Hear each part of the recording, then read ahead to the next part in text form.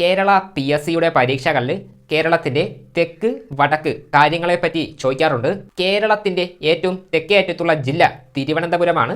എന്നാൽ കേരളത്തിന്റെ ഏറ്റവും വടക്കേ അറ്റത്തുള്ള ജില്ല കാസർഗോഡാണ്. കേരളത്തിന്റെ ഏറ്റവും തെക്കേ അറ്റത്തുള്ള വന്യജീവി സങ്കേതം നെയ്യാർ വന്യജീവി സങ്കേതമാണ്.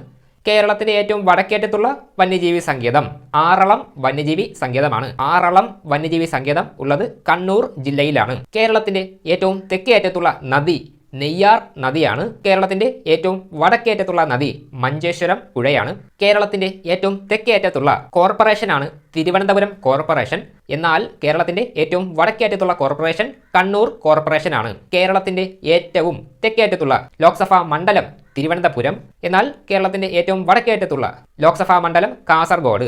കേരളത്തിന്റെ ഏറ്റവും തെക്കേ അറ്റത്തുള്ള അസംബ്ലി മണ്ഡലം പാറശാല. കേരളത്തിന്റെ ഏറ്റവും വടക്കേ അറ്റത്തുള്ള അസംബ്ലി മണ്ഡലം മഞ്ചേശ്വരം. കേരളത്തിന്റെ ഏറ്റവും തെക്കേ അറ്റത്തെ താലൂക്കാണ് നെയ്യാറ്റിങ്കര താലൂക്ക്. കേരളത്തിന്റെ ഏറ്റവും വടക്കേ അറ്റത്തുള്ള താലൂക്ക് മഞ്ചേശ്വരം താലൂക്ക്. കേരളത്തിന്റെ ഏറ്റവും തെക്കേ അറ്റത്തുള്ള ഗ്രാമപഞ്ചായത്ത് പാറശാല ഗ്രാമപഞ്ചായത്താണ്.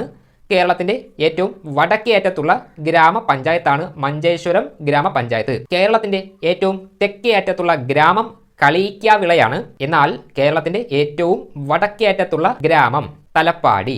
ഇത്രയും കാര്യങ്ങൾ പ്രധാനമായിട്ടും പഠിച്ചു വച്ചേക്കണം. ഇന്നത്തെ ചോദ്യം എൻ മഗജെ ഏത് സാഹിത്യ വിഭാഗത്തിൽ ഉൾപ്പെടുന്നു? ഇതിന്റെ ആൻസർ കമന്റ് ഇടുക.